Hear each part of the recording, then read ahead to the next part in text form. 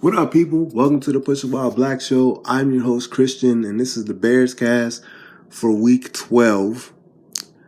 Happy Thanksgiving, everybody. This was another ugly win, 23-16 over Detroit. The story for this short week was Mr. Trubisky hurt his shoulder last game and didn't play. Chase Daniel started in relief, and overall he did good, 27-37 for 230, 2 touchdowns, 0 interceptions. This wasn't pretty at all, but he was efficient, and he didn't make any mistakes. Now, there's a tendency when the backup plays well, said backup, they want in this town the said backup to play because he seemingly looks better than the starter. This isn't one of those times. I think we take advantage of the fact that we take Mr. Trubisky's athleticism for granted because this offense looked totally different. Chase, even though he tried to run and there that formation where it was a lateral, it was a double lateral, and then he ran as a receiver, that was not fluent. That was not fluid at all. That was very rough as far as being able to get the play. And while Trubisky, when lanes were open and stuff was able to break down, he was able to take advantage of that. Chase wasn't.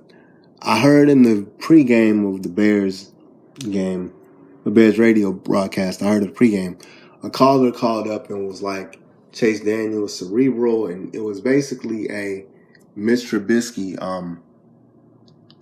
trash fest. It was his caller's opportunity to basically trash Mr. Trubisky and says how untrustworthy he is as a QB, and Chase Daniel is more cerebral, and the offense will look better. Chase Daniel knows the offense. He's been in the same offense for 5 years. It's one of the reasons why he's the backup now, because by Nagy coming out of Kansas City, basically he wanted a lot of Kansas City people and a lot of similar people to run that offense, and Chase is a good quarterback to install that offense with him and help Mitch out. It doesn't mean that Chase Daniel is better than Mr. Trubisky. You can see it. They didn't even want to have Chase Daniel throw the ball down the field. It seemed like both teams were playing I don't want to mess it up. The Lions were trying not to have Matthew Stafford hurt them. And that strategy was actually a good way to avoid the Bears pass rush, because it seemed like they were getting the ball out of Matt Stafford's hands real quick. It was almost reminiscent of the second half of the Packers game when Aaron Rodgers was hurt, and then they came back and they beat the Bears in the second half. It was basically, we're gonna make sure that the rush can't get to the quarterback, and they triple teamed Khalil Mack. They made sure Khalil Mack wasn't a big factor.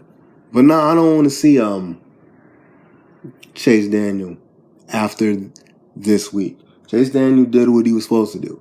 Backup quarterback is really supposed to get you through the season and run your offense. Try to get a quarterback that can match what your starter quarterback does, so you don't change the offense that much. But yeah, because the offense wasn't the same. The offense wasn't different, rather. But the style wasn't different, but you can sense the limitations of the quarterback. So, but defensively, the pass rush wasn't there, but Matthew Stafford still throws picks. The first pick, Eddie Jackson interception, the pick six there. Eddie Jackson read that play, jumped the route, pick six.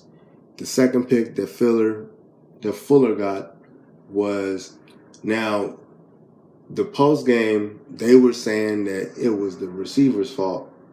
But if you look at that play, if the play was supposed to go to the running back and the running back got stopped, because the way that play was supposed to go, Matthew Stafford is supposed to pass to the running back, and the running back is tripped up, so that route is out.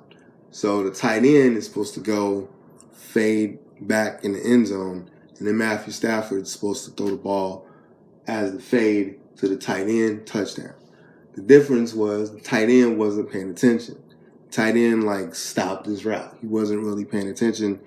Matthew Stafford throws the route anyway. Fuller backs up, gets the interception. If you're Matthew Stafford, you have to see the fact that your tight end isn't paying attention and not throw that pass. That's Matthew Stafford's fault. That isn't the receiver's fault. Because if you look at that play, he never thought he was getting the ball. So it's like, what's your other option? There should have been another option there. But anyway, that's about it, man. There's really nothing to talk about here. The rush was it wasn't non-existent. It's just they were able to counteract it. Matthew Stafford threw picks, and Chase Daniel didn't do anything to mess it up. That's basically the summary of this.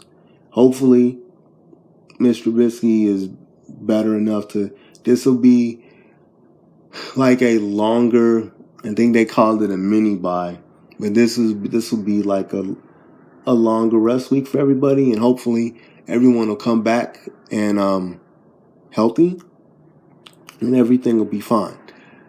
I still have issues with the running game, although this really hasn't had a chance to bite us yet, as far as what they like to do.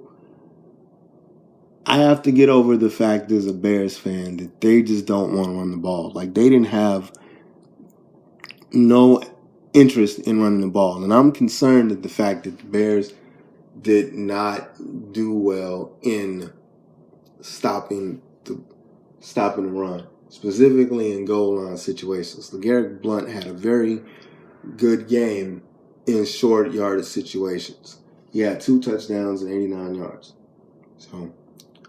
But anyway, that's about it for me. Hope everybody has a good Turkey Day. Everybody's enjoying their family today. This is kind of why this is out, because just came back from my dinner, and then we're going to have a family dinner tomorrow, day after Thanksgiving.